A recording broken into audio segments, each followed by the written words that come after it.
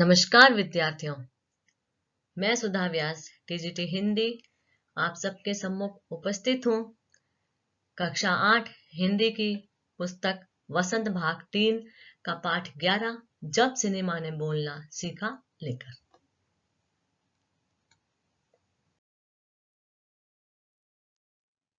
भारतीय सिनेमा का ऐतिहासिक दिन, सवाक फिल्म निर्माण की प्रेरणा। 14 मार्च 1931 को देश की पहली सवाक फिल्म आलम आरा के पोस्टरों पर विज्ञापन की ये पंक्तियां लिखी हुई थी। वे सभी सजीव हैं, सांस ले रहे हैं, 100% बोल रहे हैं। 78 मुर्दा इंसान जिंदा हो गए हैं, उनको बोलते बातें करते देखो। इसका अर्थ है कि भारत की पहली बोलती फिल्म बनी आलम आरा। 14 मार्च 1931 को यह फिल्म बनी थी और इसमें काम करने वाले कलाकारों की संख्या 78 थी। पहली बोलती फिल्म के निर्देशक फिल्मकार का नाम था अर्देशीर एम ईरानी। जब उन्होंने 1929 में हॉलीवुड की एक फिल्म शोबोट देखी तो उनके मन में भी बोलने वाली फिल्म बनाने की प्रेरणा जगी। आलम आरा फिल्म पारसी रंगमंच के एक लोकप्रिय नाटक को आधार बनाकर बनाई गई। नाटक के कई गाने ज्यों के त्यों लिए गए, यानी कि प्रेरणा मिली शोबोट मूवी से और आधार बनाया गया पारसी रंगमंच के एक नाटक को। आलम आरा फिल्म के संगीत में महज 3 वाद्य यंत्रों का प्रयोग किया गया था। वे वाद्य यंत्र थे तबला, हारमोनियम और वायलिन। फिल्म के पहले पार्श्व गायक यानी कि प्लेबैक सिंगर बने W.M. खान व उनके द्वारा गाया गया पहला गाना बना दे दे खुदा के नाम पर प्यारे अगर देने की ताकत है। साउंड के कारण फिल्म की शूटिंग रात में करनी पड़ी, इसलिए कृत्रिम प्रकाश की व्यवस्था भी उन्हें करनी पड़ी। दिन में बहुत सारी आवाजें होती थी, इसलिए शूटिंग करना संभव नहीं था। उस समय इतनी टेक्नोलॉजी नहीं थी कि आवाज को कट किया जा सके, इसलिए रात में शूटिंग करनी पड़ी और अंधेरा था तो उजाले के जो दृश्य थे उसके लिए कृत्रिम प्रकाश की व्यवस्था करनी पड़ी। अर्देशीर की कंपनी ने 150 से अधिक मूक यानी कि साइलेंट मूवी व लगभग 100 से भी अधिक सवाक फिल्में बनाई। Alam Ara film Arabian nights जैसी फैंटेसी थी। इस फिल्म ने हिंदी उर्दू के मेल वाली हिंदुस्तानी भाषा को लोकप्रिय बनाया। आलम आरा फिल्म के जो शब्द थे वो हिंदी और उर्दू के शब्दों का प्रयोग इसमें अधिक किया गया था।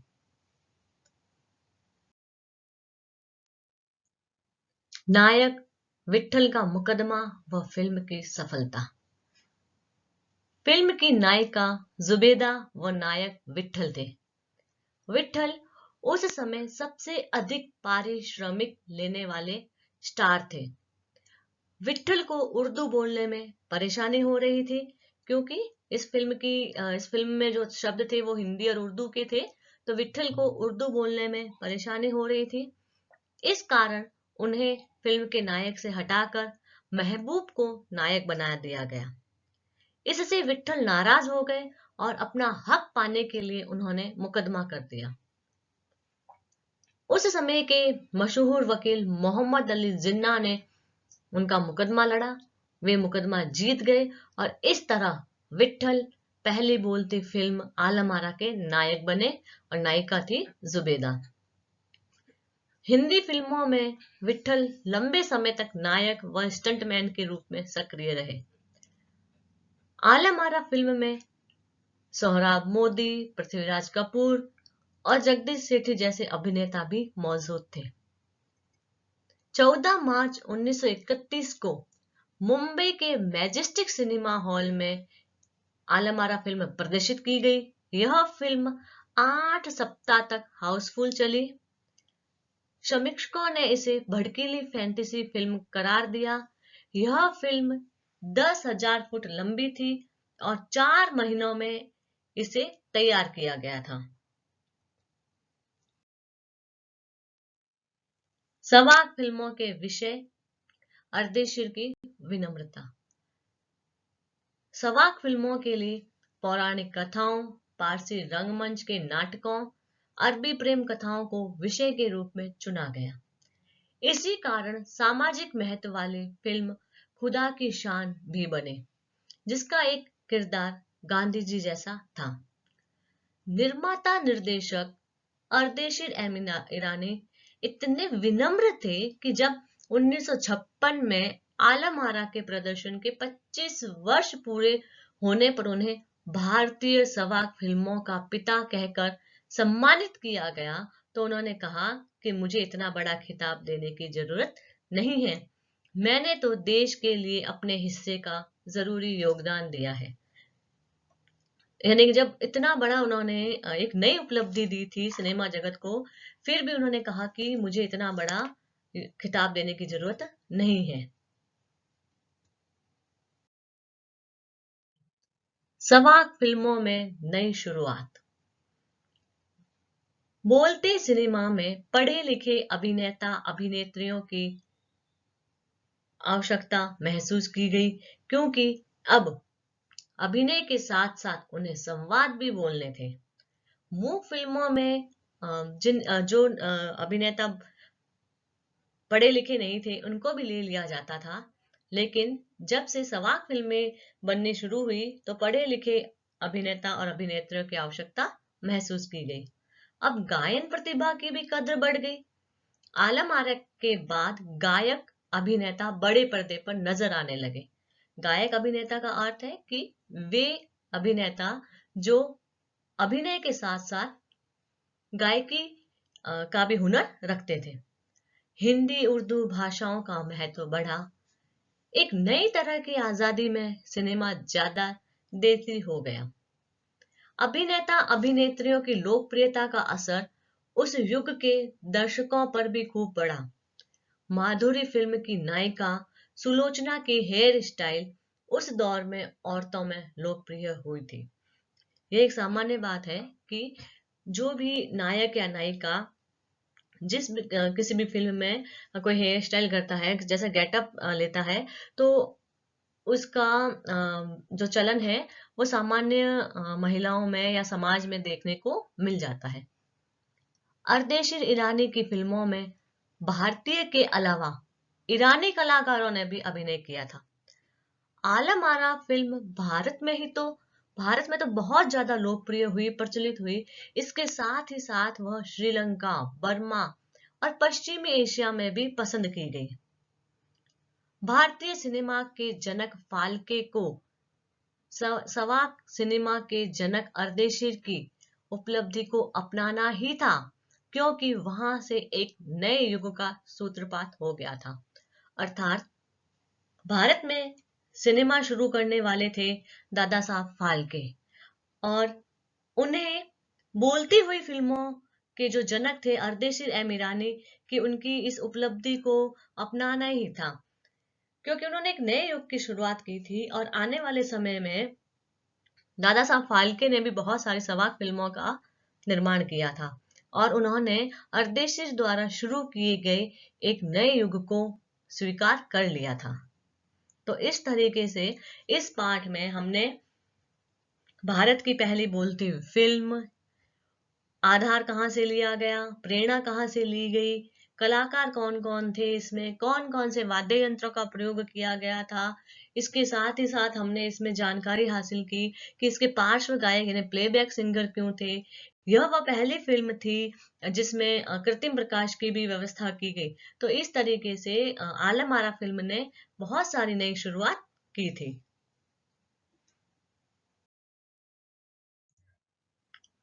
आइए अब हम इस पाठ की भाषा की बात की ओर चलते हैं, जिसमें उपसर्ग से बने शब्दों के बारे में पूछा गया है। स प्लस हित सहित, स प्लस परिवार सपरिवार, स प्लस विनय सविनय, स प्लस चित्र सचित्र, स प्लस बल सबल, स प्लस सम्मान ससम्मान। जब भी हम किसी शब्द के आगे स उपसर्ग लगाते हैं तो उसका अर्थ हो जाता है साथ में, जैसे सपरिवार, परिवार के साथ, और अंग्रेजी में से विद फैमिली हम ऐसे समझ सकते हैं।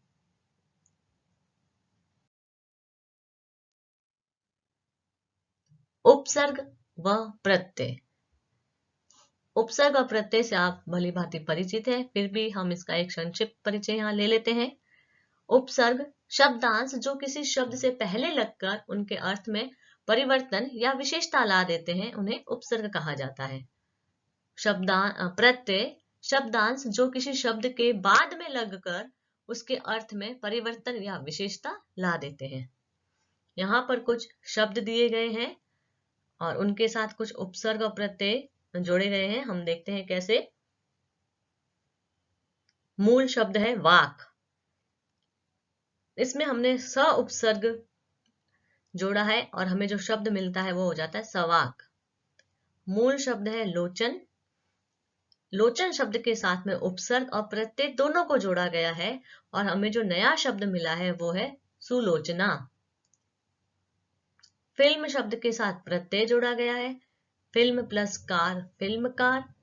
कामयाब शब्द के साथ हमने यहाँ पर प्रत्यय जोड़ा है, ई प्रत्यय, और हमें जो शब्द मिला है वो है कामयाबी। इस तरीके से हम बहुत सारे शब्द बना सकते हैं। सहित, सपरिवार, ये स उपसर्ग से बने हैं। सु उपसर्ग से सुरेखा, सुविचार, सुप्रभात। कार प्रत्यय से फिल्मकार तो यहाँ पर दिया है। इसी तरीके से हम नाटककार, चित्रकार, पत्रकार शब्दों को बना सकते हैं।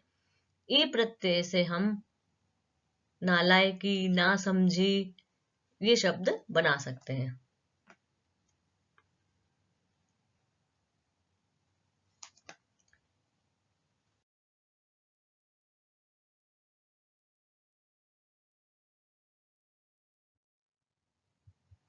धन्यवाद विद्यार्थियों।